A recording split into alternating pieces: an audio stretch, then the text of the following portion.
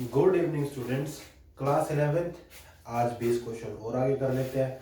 कल इस चैप्टर को कंप्लीट कर देंगे एंड एक्सरसाइज समेत। ठीक है, तो आप है 11th क्लास और आपका केमिस्ट्री का चैप्टर चल रहा है एटॉमिक स्ट्रक्चर। उसके क्वेश्चन हो गए थे 30 हो गए थे ना। हाँ, इजी इजी क्वेश्चन है। कंसेप्ट को लगाते जाओ, जितनी पुरानी वीडियोस उनको देखते जाओ। जिस क्वेश्चन में डाउट है उसका आंसर आपको मिलता रहेगा। सिंपल सा क्वेश्चन क्या है 31st क्वेश्चन में। 31st क्वेश्चन हमें बोलता है कि how many electrons in an atom will have this quantum numbers. अगर किसी एटम के क्वांटम नंबर ये है n इक्वल टू 4 और जो मैग्नेटिक क्वांटम नंबर है स्पिन वाला उसकी वैल्यू है हाफ, तो उसके अंदर कितने इलेक्ट्रॉन्स होंगे। ठीक है, तो इस क्वेश्चन के दो आंसर हो सकते हैं मेरे हिसाब से। कैसे कि n की वैल्यू 4 है तो l की वैल्यू 3 होगी तो उसके बाद m की वैल्यू कितनी हो सकती है। m की वैल्यू हो सकती है -3 -2 1 -1 0 +1 +2 एंड +3 ये हो सकता है। अब इन हर एक ऑर्बिटल्स में दो दो इलेक्ट्रॉन्स आ सकते हैं 1 2 3 4 5 6 7 टोटल 7 ऑर्बिटल्स है ना ये।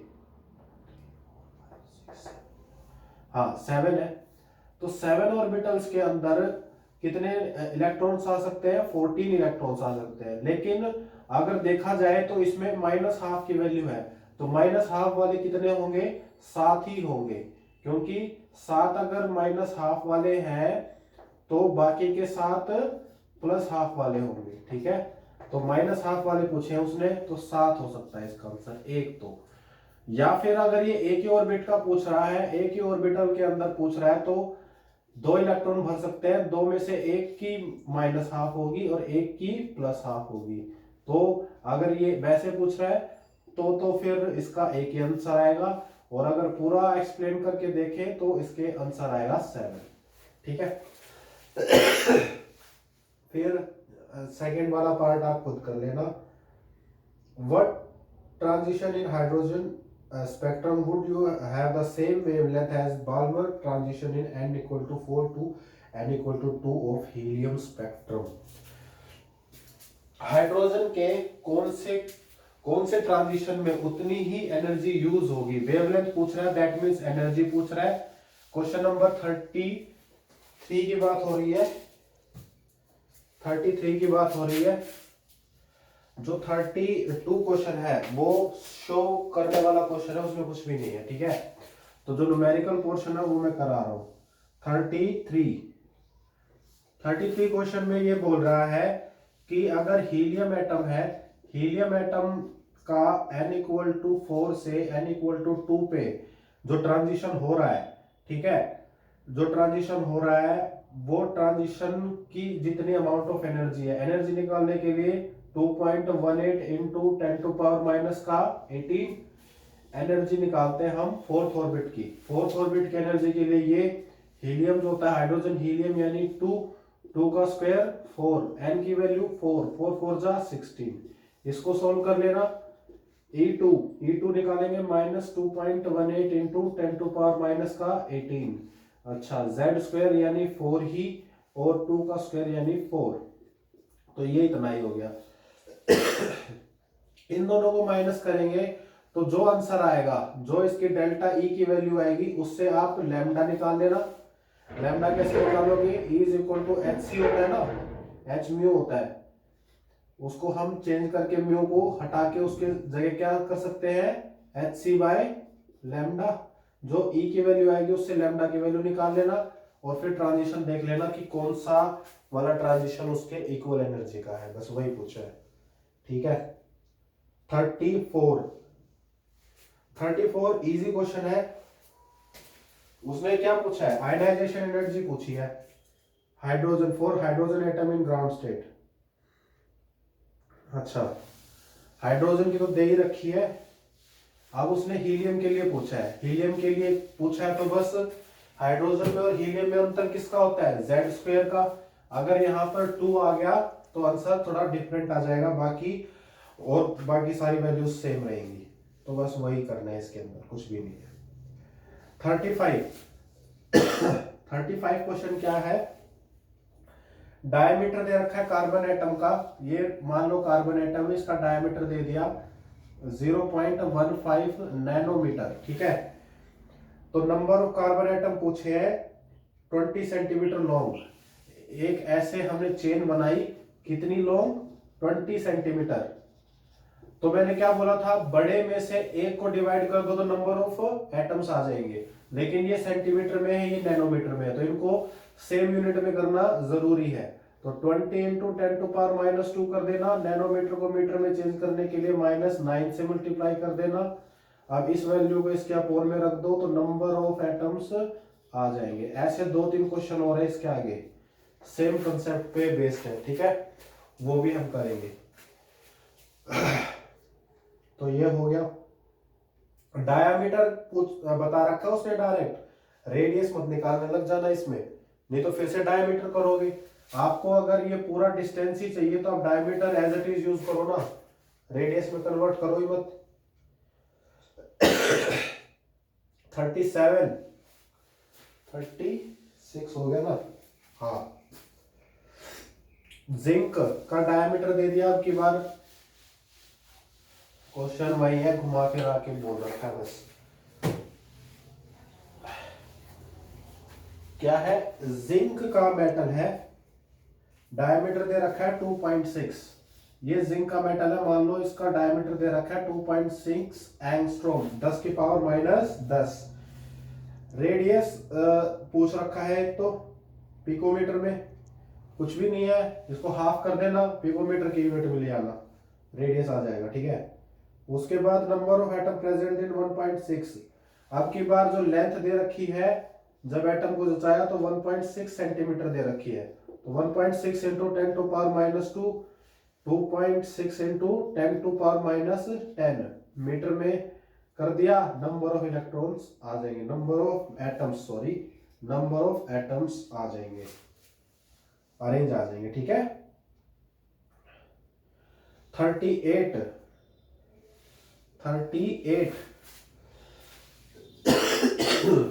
इजी है यार क्वेश्चन, कुछ भी नहीं है। कराने सारे इसलिए जरूरी है, पता नहीं कौन सा बच्चा कौन से वाले में अटक जाए, है ना। अच्छा, पार्टिकल कैरीज, हाँ, एक पार्टिकल्स है, इलेक्ट्रिकली चार्ज पार्टिकल्स है, नंबर ऑफ इलेक्ट्रॉन्स बताने हैं, ठीक है। सर्टेन पार्टिकल्स कैरीज इतना charge, total amount of charge दे रखा है 2.5 इंटू 10 की पावर -16 कूलम, इतना टोटल चार्ज दे रखा है। उसने पूछा है कि नंबर ऑफ इलेक्ट्रॉन कितने होंगे, तो एक इलेक्ट्रॉन में जितना चार्ज होता है उससे डिवाइड कर देना, नंबर ऑफ इलेक्ट्रॉन्स आ जाएंगे। ये तो बच्चों वाले क्वेश्चन है। ऐसे ही मिलिकन एक्सपेरिमेंट दे रखा है, उसके अंदर भी दे रखा है कि भाई इलेक्ट्रिकल चार्ज इतना है, नंबर ऑफ इलेक्ट्रॉन बताओ। तो जितना आपका चार्ज दे रखा है उससे इलेक्ट्रॉन का एक चार्ज डिवाइड कर देना, नंबर ऑफ इलेक्ट्रॉन्स आ जाएंगे। यूनिटरी मेथड से हो रहा है सब। अच्छा जी, 40 क्वेश्चन रदरफोर्ड वाले, जो मैंने एक्सपेरिमेंट कराया था आपको रदरफोर्ड वाला, उससे आया हुआ है। उसके अंदर बोल रहा है कि अगर हम गोल्ड की जगह कोई और यूज करेंगे तो क्या हो जाएगा। तो उस एक्सपेरिमेंट पे ही जाना वीडियो में, उसमें आपको आंसर मिलेगा उसका, ठीक है। हैवी मेटल क्यों यूज करते हैं, लाइट क्यों नहीं करते, ठीक है। 41 क्वेश्चन नंबर 41 क्या है, क्वेश्चन नंबर 41 तो बिल्कुल ही इजी है। क्यों इजी है, क्योंकि 35 हम इसको, ये सिंबल गलत लिख रखा है, देखो बी आर का सिंबल लिख रखा है इसने 79 और 35, ये उल्टा कर दिया। ये नीचे आना था, ये ऊपर आना था। मास नंबर को एटॉमिक नंबर के साथ एक्सचेंज कर दिया, ठीक है, तो ये गलत है, एक्सेप्ट नहीं कर सकते इसे। 42। अब आ रहे हैं परसेंटेज वाले क्वेश्चन। परसेंटेज वाले क्वेश्चन कैसे करने हैं वो और सीख लो। अब मान लो किसी बच्चे के 100 नंबर का पेपर हुआ, ठीक है, और हम कह रहे हैं कि उसके 20% आए हैं, तो उससे कितने मार्क्स आएंगे हमें पता लगाना हो। तो मान लो 100 नंबर का पेपर था, उसके कितने आए, उसके आए 20%। ऐसे बोलते हैं ना कि भाई ये स्टूडेंट है, इसके नंबर है 50%, बस इसके 50% ही आए हैं। तो अब हम अगर 50% निकाले इसका तो ऐसे निकालते हैं 50 डिवाइड बाय 100, ठीक है, तो उसके 50 मार्क्स आए 100 में से। तो ऐसे हम नंबर ऑफ मार्क्स निकालते हैं। ऐसे ही हम सेम कंसेप्ट यूज करेंगे इन आने वाले क्वेश्चंस के अंदर। क्या है क्वेश्चन, क्या है सारी बात अभी जानेंगे आप। क्वेश्चन ये है कि आपका जो एक 42 क्वेश्चन है, ये 42 क्वेश्चन बोल रहा है आपके पास मास नंबर है। मास नंबर जो है वो क्या है, ए की वैल्यू जो है आपकी वो है 81, और बोल रहा है कि 31.7% न्यूट्रॉन ज्यादा है, हाई है। तो क्या करेंगे, हमें निकालने क्या है, हमें एक्चुअली सिंबल बताना है। सिंबल बताना है मतलब इलेक्ट्रॉन भी निकालने पड़ेंगे, प्रोटॉन भी निकालने पड़ेंगे।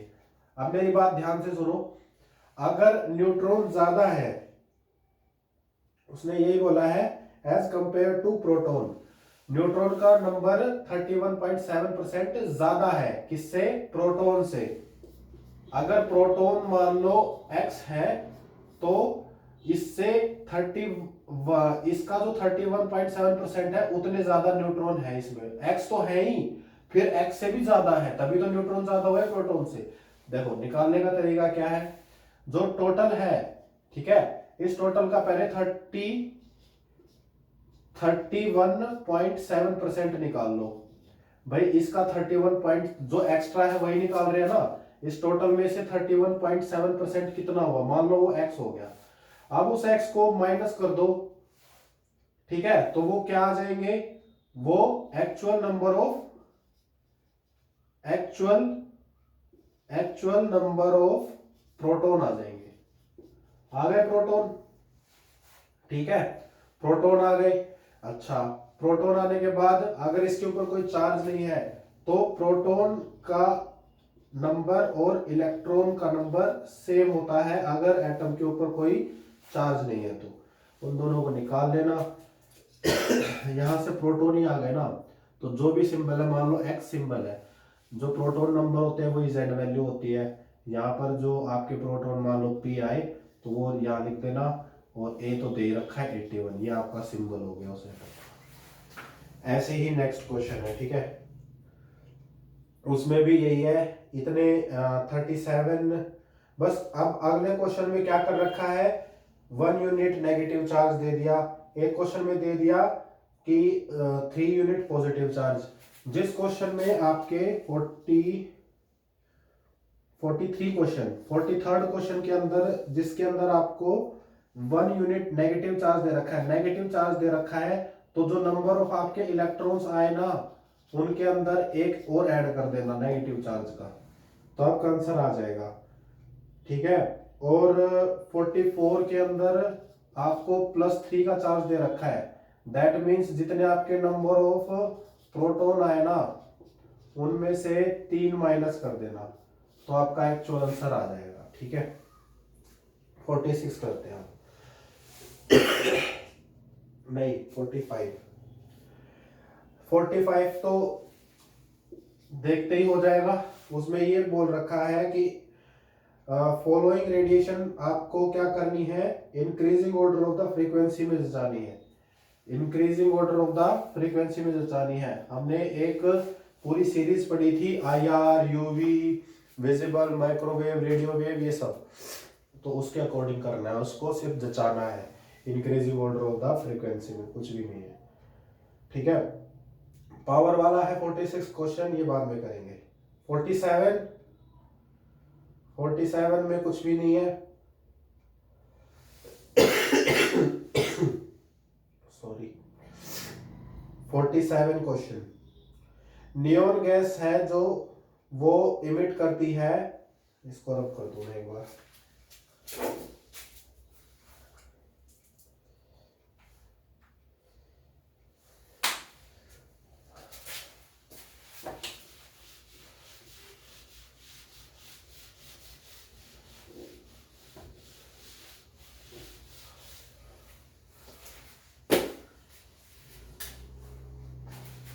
हाँ, क्वेश्चन क्या है? एक neon gas is generally used in sign boards, it emits strongly 616 nanometre. Lambda की वैल्यू दे रखी है 616 नैनोमीटर। इससे आप क्या निकाल सकते हो? फ्रीक्वेंसी। वही उसने पूछ रखी है, पहला ही क्वेश्चन ये है, फ्रीक्वेंसी बताओ।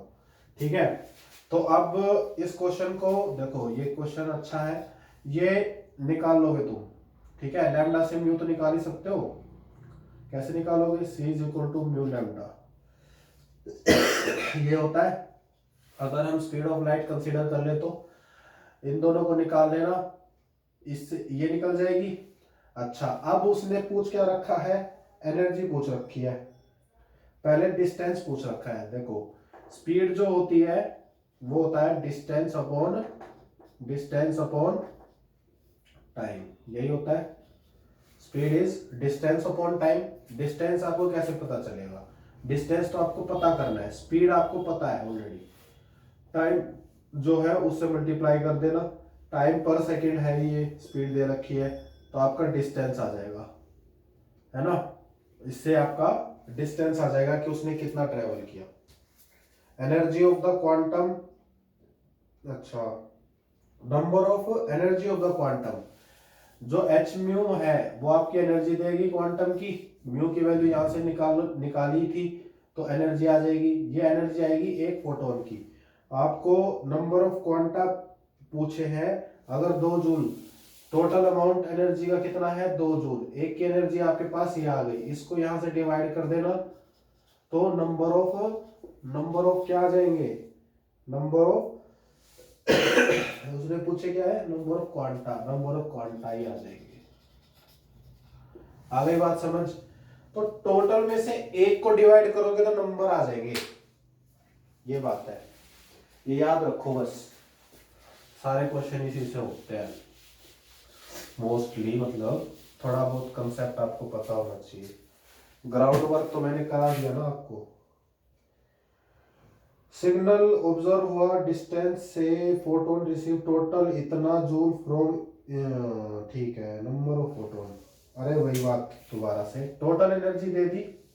क्वेश्चन नंबर 48, टोटल एनर्जी कितनी दे दी? 3.15 इंटू 10 की पावर माइनस का 18 जूल, ये टोटल एनर्जी है। रेडिएशन जो इमिट कर रहा है वो 600 नैनोमीटर की कर रहा है, तो ये आपका लैम्डा है। इस लैम्डा से आप एक फोटोन की एनर्जी निकालो, उसको डिवाइड करो यहां पर, तो आपके नंबर ऑफ फोटोन्स आ जाएंगे। सिंपल सी बात।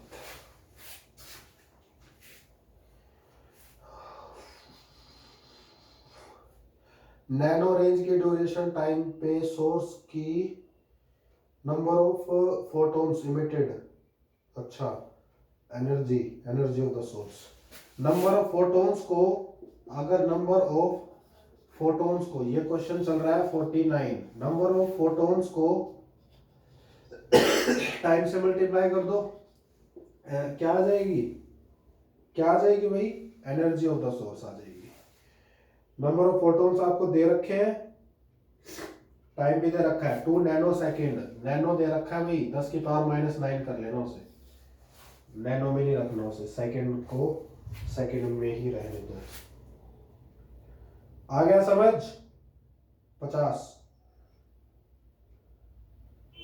50 करते हैं अभी, 50 के बाद सिर्फ 7 क्वेश्चन, 17 क्वेश्चन और रह जाएंगे। लास्ट क्वेश्चन करते हैं, चले? Last and the final question of today's class is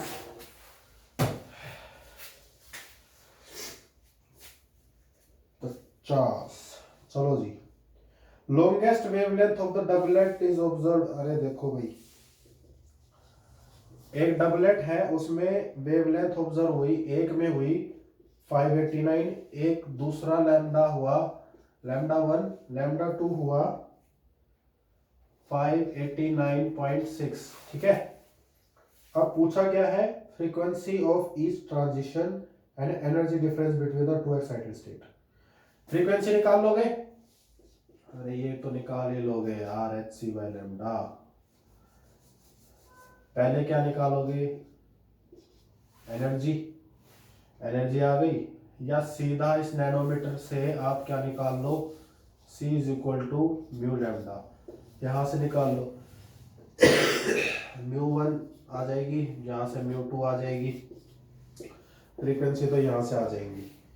फिर उसके बाद क्वेश्चन क्या है?